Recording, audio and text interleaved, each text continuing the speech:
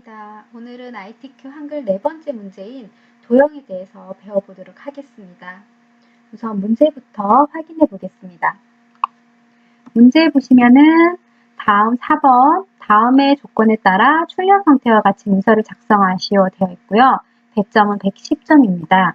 조건에 보시면 그리기 도구를 이용하여 작성하고 모든 도형, 글맵 시 지정된 그림 포함을 출력 형태와 같이 작성하시오.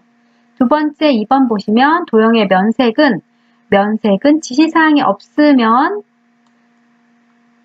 색 없음을 제외하고 서로 다르게 아무거나 지정하시면 됩니다.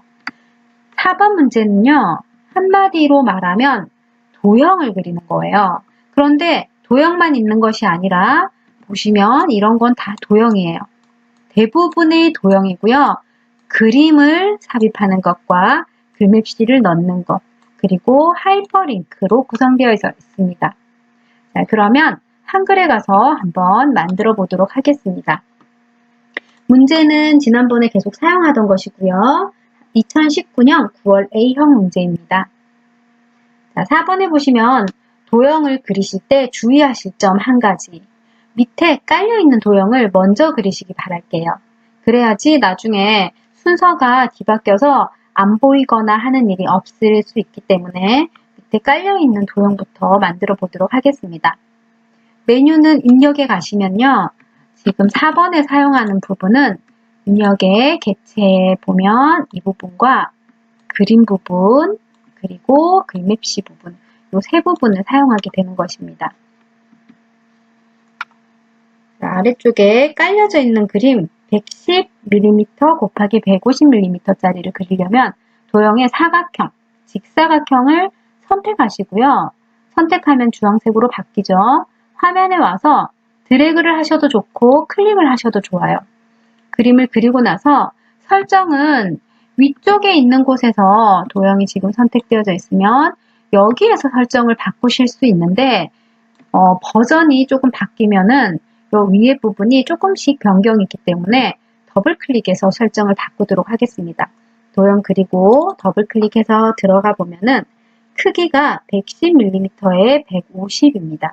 기본 탭에 110, 너비 110, 높이는 150으로 하시고요. 여기에서 크기 고정이라는 부분을 체크를 해 주실게요. 이거를 하지 않으면 밖에서 우리가 그림을 나는 고친 적이 없는데 마우스를 잘못 사용해서 크기가 바뀌는 경우가 있기 때문에 크기 고정하겠습니다. 자, 그리고 선에 가시면요. 지금 이 네모가 반듯하게 딱딱 끊어지는 직사각형이 아니에요. 직각이 아니에요. 둥근 모양. 채우기에 가셔서 한 번에 다 하고 올게요. 3개 가시면 면색 부분에 면색은 없어요. 주어진 색이. 주어진 색이 없는 경우는 임의의 아무거나 색칠을 하시면 돼요. 그리고 설정. 자, 그 위에 올라가 있는 거 제일 위에부터 하겠습니다. 위에 보시면은 글상자라고 되어 있습니다. 글상자는요. 도형을 입력하실 때 직사각형도 있지만 제일 앞쪽에 2개는 글을 쓸 수 있는 겁니다. 첫 번째 가로 글상자를 사용하겠습니다. 자, 그려놓고 더블 클릭하시고요. 이 글상자의 크기는 기본에 125에 15, 세로 15. 역시 크기 고정. 면색은 채우기에서 빨강. 여기 빨강이 지금 만약에 안 나온다. 그러면 자세히 누르셔서 오피스에 가시면 빨강 RGB 255, 0 있는 거 있어요. 선택하시고요. 자, 그리고 글꼴은 궁서 24 흰색인데 여기서는 글꼴을 바꾸실 수가 없는데 선을 바꾸고 갈게요. 이대로 사용하시면 이렇게 각진사각형이 됩니다. 이럴 때 반원. 이거는 반원이에요. 설정. 하고 가면은 자, 모양은 맞고요. 여기에서 이제 글을 입력한다고 생각하면은 자, 글은 궁서 24포인트 흰색이고요. 글자 색은 흰색, 가운데 정렬 되죠. 여기는 그냥 커서를 누르고 쓰시면 되고요. 자, 아래쪽에 이제 도형 또 넣어 볼게요. 그림 아래에 깔려있는 도형은 자, 도형 적당히 이렇게 넣고 크기 조절할게요. 더블 클릭하시고 이거 크기는 120에 50이에요. 기본에 120에 50. 색이 뭐라고 적혀져 있지? 크기 고정하고. 색이 어떤 것을 하시라고 적혀져 있지 않으면 임의의 색을 넣으시면 됩니다. 자, 끝났어요. 이거는. 자, 밑에 먼저 하고 그림과 글씨를 넣도록 하겠습니다. 아래쪽에 도형 먼저 깔려있는 거 아래쪽에 거 화살표를 잘 따라가 보시면 크기가 가로 17, 세로 10짜리예요. 가로 17, 세로 10이고요. 크기는 고정시키고요. 면색은 흰색을 제외한 임의의 색이니까 채우기에서 흰색을 제외한 아무거나 넣어주시고 살짝 아이고 테두리 선을 둥근 모양으로 안 하고 왔네요. 자, 위에 깔려있는 것도 직사각형 그리기예요. 그려놓고 더블 클릭 크기가 15에 12입니다. 12 크기는 고정해 주시고요. 면색은 흰색 지금 되어 있어요. 흰색이고 선 이것도 둥근 모양이죠. 이렇게 설정하고 나가서 이거는 지금 글을 쓰려고 보면요. 위에 있는 글 상자는 바깥에 찍고 보면은 마우스 클릭이 안에 들어가요. 근데 이거는 마우스를 클릭하려고 해도 안에 들어가지 않습니다. 이거는 직사각형이기 때문이거든요. 이런 거는 오른쪽 마우스 클릭하시고요. 도형 안에 글자 넣기를 하시면 돼요. 그러면 커서가 안에 들어가집니다. 자, 글자 꾸밀게요. 글자는 굴림에 20포인트, 가운데 정렬 이렇게 되어 있죠. 자, 이렇게 하고요. 오른쪽에 길쭉하게 생태계 조성 및 성숙화를 쓰려면 글상자 이용이라고 되어 있어요. 글상자를 이용하라는 것은 글상자를 쓰셔야 됩니다. 글상자의 크기가 정확하게 얼마라고 나와 있지 않은 것은요. 여러분이 임의로 적당히 넣으시면 돼요. 글상자를 넣고 바로 더블 클릭하시고요. 글상자에서 크기가 없기 때문에 기본에서 해주실 건 없어요. 선 종류. 선에 가시면 점선 또는 파선인데 종류에 클릭하셔서 전선, 이게 파선이고요. 그 아래 게 점선입니다. 그림을 보시고 편하신 거 쓰시면 돼요. 이거는. 그리고 면색은 색 없음이에요. 채우기에 가셔서 면색, 색 없음. 이렇게 하시고 설정하고 나오시면은 자, 뒤에 있는 색이 다 비치죠. 그대로. 글자 모양까지 바꾸고 올게요. 테두리를 선택하시고 글꼴은 굴림의 글자 크기는 18포인트입니다. 제가 지금 조금 빠르죠? 조금 멈춰가면서 들으시면 될 것 같아요. 이거는.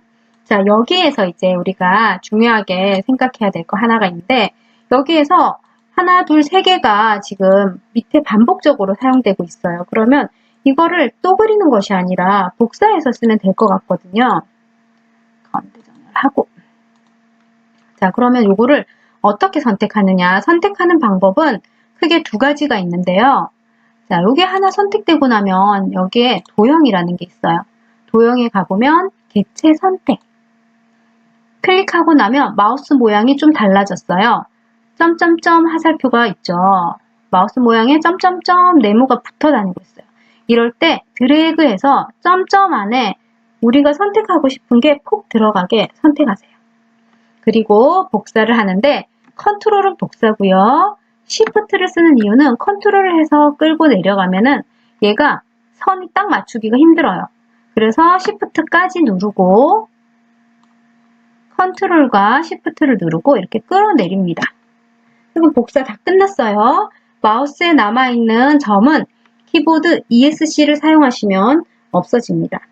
이제 글자를 바꾸시면 되겠죠.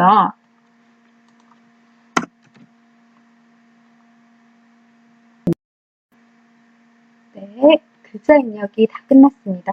그럼 위쪽에 넣지 않은 그림과 글맵시를 한번 넣어 보도록 하겠습니다.